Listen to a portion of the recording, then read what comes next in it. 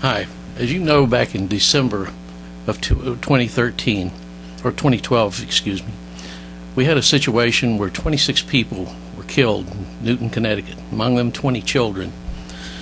And more than anything, I don't think that any parent should ever have to bury their children. But that situation brought about a lot of calls for gun control. And I didn't hear my concerns being addressed, and I didn't hear a lot of concerns by people who are constitutionalists having their concerns addressed. So first, I'd like to say that I extend my condolences to the families whose children were needlessly slaughtered. But make no mistake, there will never be a time where gun control would have saved your children. Today I'm here to talk about gun control. I'm here to tell you what these new laws are shaping up to look like. But I'm going to go further than that.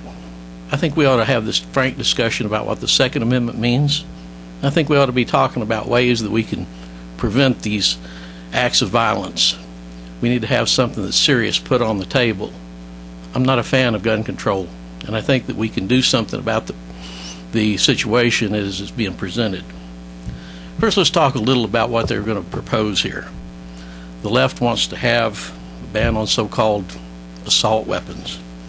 They want a ban on high-capacity magazines. They want ammunition bans. They want universal background checks.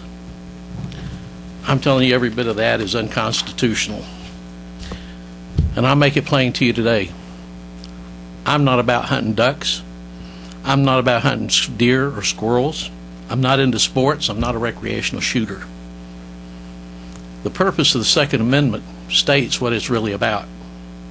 The Second Amendment says, a well-regulated militia being necessary to ensure the security of a free state, the right of the people to keep and bear arms shall not be infringed. I own firearms for one basic purpose. I'm there to defend myself, my family, and my country. And I'm here to defend my country against enemies, whether foreign or domestic.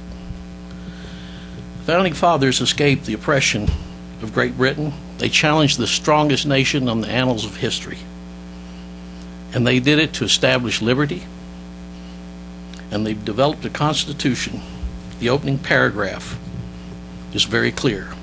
We, the people of the United States, in order to form a more perfect union, establish justice and ensure domestic tranquility, provide for the common defense, promote the general welfare, and secure the blessings of liberty to ourselves and our posterity, do ordain and establish the Constitution of the United States of America. We cannot circumvent this vital historical reality about America. The Founding Fathers got tired of trying to change America via the political process after exhausting all their nonviolent legal and political remedies, and they ended up with the Declaration of Independence and with the following words at the end of it: and for the support of this declaration, with a firm reliance on the protection of divine providence, we mutually pledge to each other our lives, our fortunes, and our sacred honor. The facts are, the Founding Fathers challenged an existing government. We ended up in a war to establish a country that is based upon liberty and self-reliance. The Founding Fathers knew that you and I may be potential victims of tyranny and oppression, so they left us with many warnings and admonitions about how to interpret the Constitution. I want to quote three of our Founding Fathers, and then we're going to move along with this. James Madison, who authored the Second Amendment, he said, "Do not separate text from historical background. If you do, you will have perverted and subverted the Constitution, which can only end in a distorted, bastardized form of illegitimate government." End of quote. George Washington had this to say in his farewell address: "If, in the opinion of the people, the distribution or modification of the constitutional powers be in any particular wrong, let it be corrected by an amendment in the way the Constitution designates.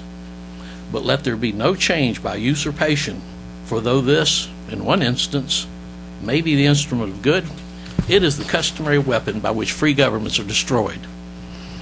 And finally, Thomas Jefferson once admonished us, on every question of construction of the Constitution, let us carry ourselves back to the time when the Constitution was adopted.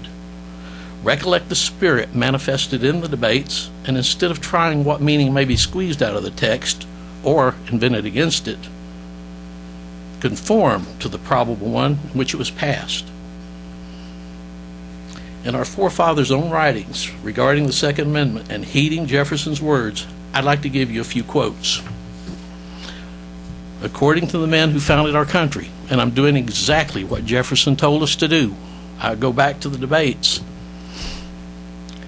Richard Henry Lee, writing about the Constitution, stated a militia, when properly formed, is in fact the people themselves.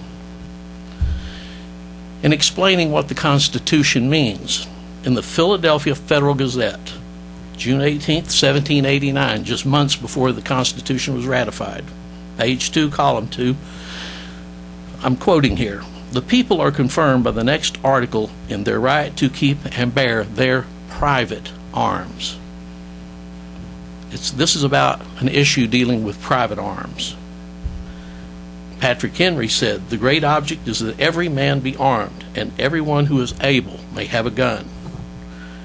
Alexander Hamilton, quote, "That standing army can never be formidable, threatening to the liberties of the people, while there is a large body of citizens, little if at all inferior to them in the use of arms." And Patrick Henry, "Are we at last brought to such a humiliating and debasing degradation that we cannot be trusted with arms for our own defense? Where is the difference between having our arms in our possession and under our own direction, and having them under the management of Congress? If our defense be the real object of having those arms, in whose hands can they be trusted with more propriety or equal safety to us as in our own hands?" Patrick Henry went on to say in the debates, "The people have a right to keep and bear arms."